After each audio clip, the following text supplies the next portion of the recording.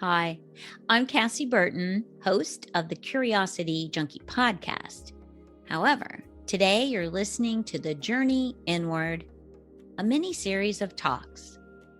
Today, we're talking trauma and choice. Have you ever opened your closet and said, I don't have a thing to wear?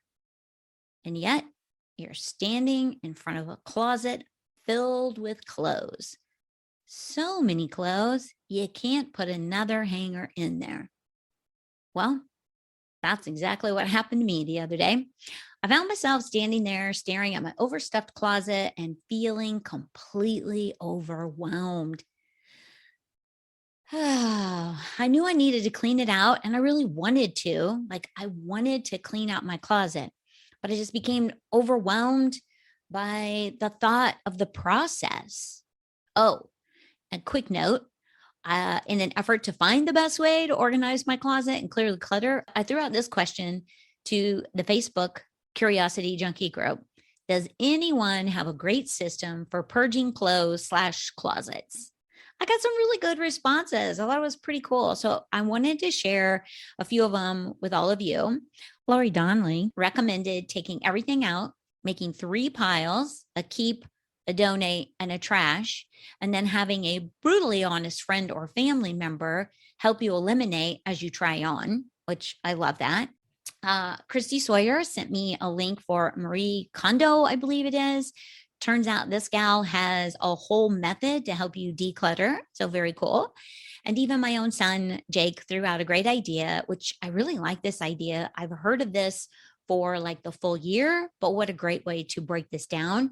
You take your clothes for this season, turn your hangers backward. So instead of forward over the hook, they're coming from behind over the bar, And at the end of the season, you get rid of any hangers that are still backwards. Great idea. And you could do it each season. And literally, you could do it every season to just kind of keep your closet pared down. Great idea. And then Pamela Love threw out, if you haven't worn it in 3 years, donate it, which I love that too. However, that still means you have to process the whole closet, right? Rah. All great ideas, but what does this have to do with trauma and choices? Stay with me. I'm going to get there. So back to the closet, my closet issue. I was thinking, why do I have so many clothes when I only wear a handful of things, like literally a handful of things, especially now that I'm not really working or going into a job. So why am I keeping these things that don't fit me? They're no longer in style. Why am I hanging on to 3-inch heels that I will never wear again because I have completely fallen in love with my yoga sandals? They're way more comfortable. Why do we keep clothes that are no longer the right color or fit, style? Why do we do that? Is it fear? Is it the fear that as soon as I get rid of something, I'm going to need it again? Or is it the fear of not having enough to wear, which is ridiculous, or enough money to buy something if I might need it later? I don't know. Is it the feeling of anxiety and overwhelm? Just the thought of cleaning out and letting go of some of this stuff? Is it due to the fact that I know the amount of work it's going to take to clear it out? Or the fact that I'm going to have to do a little research to figure out where to take it these days because of COVID and all? Or the thought of loading all of this crap into the back of my SUV and then driving around with it back there for the next 30 to 90 days, maybe longer. Guilty. Is it the time it will take, like the hours I'm going to spend touching each piece of clothing so I can ponder the fit, the style, the color, if it brings me overall joy? Is it the time I might spend reminiscing about when I wore it, who I was with, what I was doing? It's a lot, right? Maybe it's the perfectionist procrastinator mindset I have. You know, that voice that says, hey, there's always tomorrow. Besides, do you really have the time to do the research, get the bags or boxes, make the lists, create the piles, do all the organizing today? Probably all of these things.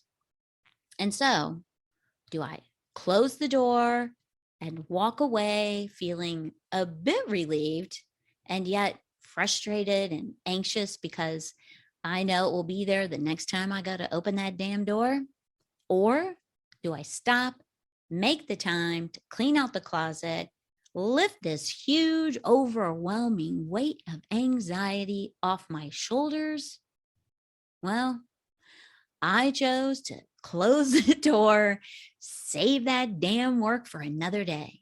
Yes, I chose to continue to carry that nagging feeling, something needing to be done around with me just a little bit longer. Yep, I chose to ignore my feelings of overwhelm and anxiety. I chose to ignore what really needed my attention. Me. I chose to ignore me. Here's the thing, when I choose to not deal with the overstocked closet, I'm telling myself I don't matter. My feelings don't matter. I'm telling the one person who matters the most to me, you are not important enough to take action. What the hell? What the hell? I thought I was making progress. Been doing all this work. I'm always talking about, I'm feeling stronger. I'm speaking my voice. I'm taking care of me. I'm putting me first.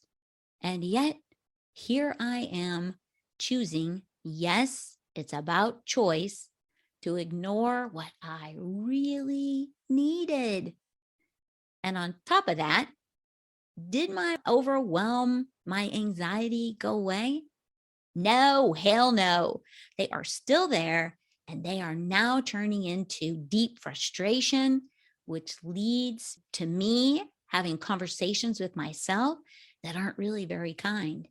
And every time I open that damn door, I'm reminded of the thing I chose not to do.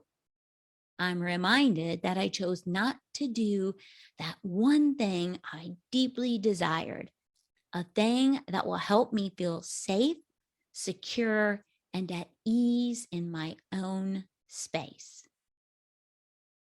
So let's talk about choice and trauma and the fact that most of us, if not all of us, will choose someone else's well being over their own. Or, like in the case of my overstocked closet, I chose to ignore my own well being. So, why do we do that? Why the hell do we do that? Well, it turns out it's trauma. Yay! We can blame it on trauma. Whoop, whoop. Just kidding. Healing trauma has nothing to do with blame and everything to do with taking responsibility for ourselves and our healing process. It's more about becoming self aware so that when episodes like the closet come up for us, we understand that our traumas live in our bodies. And so, of course, we're going to become anxious or shut down or want to run away or maybe even get angry.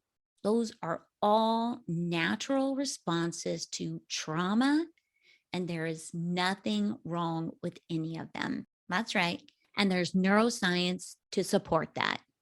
They are reactions based on previous experiences, reactions that may not be serving us right now, but they're still reactions.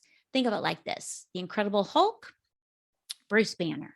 Bruce Banner is calm, cool, collected. And yet, when he's triggered, he becomes the Incredible Hulk. He can't stop it, it just happens. That's what this is like. So a few days ago, I took a course, certified trauma support specialist course from the Arizona Trauma Institute. I wanted to really understand trauma and its effects on the brain and the body and how that's all connected. Because during another class I was taking, the Tri Method certification course, which is trauma recovery yoga, I was introduced to a deeper understanding of trauma and the neuroscience behind it, which of course made me super curious about trauma. And now I'm obsessed. So it turns out there's a really cool study on adverse childhood experiences. Fascinating. Take the time, check it out. Some great videos on it. And then also the ACE questionnaire that gives you insights to your traumas that you may have experienced prior to your 18th birthday. It turns out when I took this little questionnaire, several of the categories were not something I would have considered traumas. So it's really fascinating to dig into this and the study. Like, it's an actual study, so there's science behind it. So again, I'm just going to encourage you to check that out, take a few minutes, educate yourself a little bit, help yourself maybe understand who you are just a little bit deeper. So what I kind of have discovered is that trauma is not an event. Trauma is an experience, felt experience of the body, and it causes overwhelm. And then when the overwhelm becomes a pattern, that becomes stored in our nervous system. Da, da, da. That's why you got the Bruce Banner and the Hulk. Get triggered, boom, it comes up. Anyway, getting back to choice. Something I learned from the trauma recovery yoga course that really hit home for me was that in the moments of those trauma experiences, our choice was taken away from us. Yes, let me say that again. In the moments of our trauma experiences, our choice is taken away from us. And over time, if we are not working to heal, release, or build up some sort of trauma resiliency, these trauma experiences make it difficult for us to feel comfortable making choices. It can make us feel like it's wrong to put our needs first, or for some, it might even make it difficult to make a choice. It's all fascinating, like just absolutely fascinating. I'm loving learning more, and I will definitely be sharing more over time. Once I am officially certified to teach trauma recovery yoga, which I hope is mid-November, I will be offering some weekly classes to help others build resilience and find their choice voice, I like to call it. So stay tuned. So much more to come. I hope you've enjoyed this little mini chat on trauma and choice. Be sure to visit the website cassieburton.com and get on the wait list for news about the new membership program, trauma recovery yoga classes, and the newsletter. Thank you so much for tuning in, listening. Stay safe, stay curious, and I'll see you next time.